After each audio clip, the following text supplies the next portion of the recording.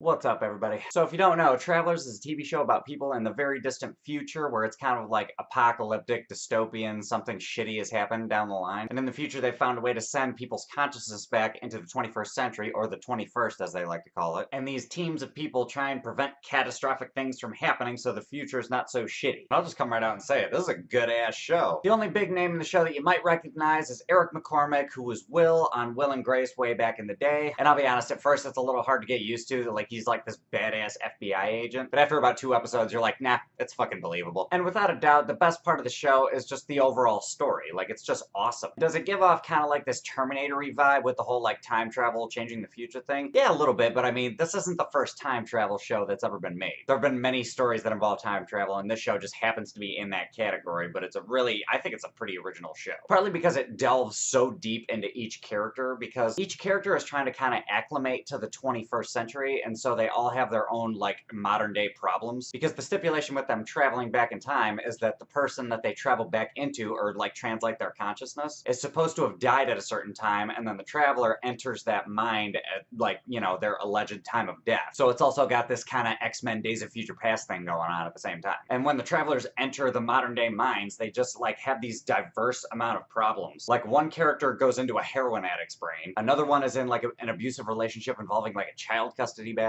and another one's like a troubled teenager. Like, there's this diverse amount of problems that they delve into with each character that somebody can relate to on some level, at least one of these characters. And they delve so deep that you care about every single one of the characters. You might have a favorite, but, like, you are paying attention to everybody's backstory, or past story, however you want to put it. And each character gets their proper due. Like, each one has, like, a particular arc that you see for at least 2 or 3 episodes. Like, everybody gets their due amount of time. They don't spend too much time focusing on one singular character. They might highlight it, but everybody gets a good amount of screen time. Personally, my favorite character is the ex-heroin addict. He's like this hacker who's got, like, all these problems, and he's trying to deal with his addiction at the time. Watch the show, and you'll see some reasons why he's a pretty likable character. And also flawed at the same time. And on top of that, like, all the side characters are pretty good too. I mean, I know it's a TV show and not a movie, so they have, like, you know, X amount of hours to just kind of, like, pick apart everything and give some kind of meaning to, like, every little character that can enter the show. But I thought it was well done. I was like, alright, that's fucking sweet. Like, that side character game is strong in this show. And you know, most TV shows have, like, 1 or 2, like, really minute role, like, shitty actors in it, but I didn't see that too much in this show. So whoever directed each episode, like, they did a good job, so cool for them. I think the only complaint I have about this show, and it's a really fucking, like, minor complaint, but the weird thing is, I've seen this in several TV shows before, is that when it's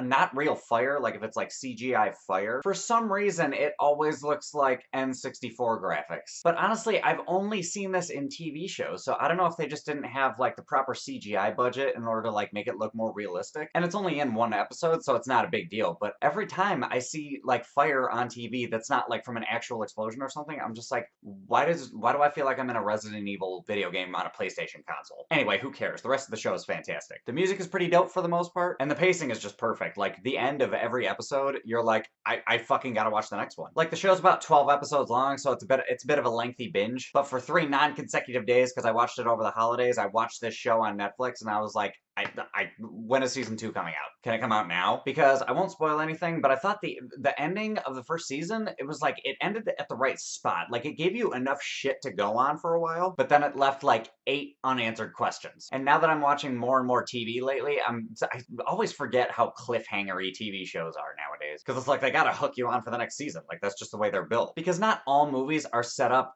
deserve, or need sequels necessarily, but television, that's, like, kind of what television is built for. It's meant for long-form storytelling over a number of years, generally speaking, if a show is successful. However, I think there's something to be said if a first season of a show can stand on its own regardless of if it sets up another season. I.e., Stranger Things. Probably one of the best TV shows I've ever seen. Or at least the best first season, I should say. Like, the first season of Stranger Things holds up. Even if they never made another season out of it, it would still tell a whole story. With a couple of question marks at the end of it, but that's okay because some things are not always ambiguous. Travelers did, however, leave quite a few things unanswered absurd to the point where you have to make another season to find out what's going on. Because there's a couple things that are like wild and crazy, like what the fuck? Like you can't extrapolate theories necessarily based on like what happened at the very last episode. Because it's sci-fi, so like so many different things are possible, especially when like time travel is in the mix of possibility. Like when that enters the physical universe, there's like a whole other mess of fucking like supernatural things you could take a wild stab at. But really, like those are my only complaints, is the like a little bit of CGI at one point, and I thought the ending could have been a little bit more question-answery. But other than that, this show is great, dude. Like seriously, the show is just so well written, and the attention to detail is all there. It's got great social commentary, all the characters are interesting, and like all the little intricacies involving the time travel, and like the details about how they like interact with the future, how they receive messages, how they interact with other teams, and just the overall team dynamic in general is just so well written that this show, there's not a whole lot to dislike about the show. So I think for an overall rating, I'm gonna give this first season an 8.8.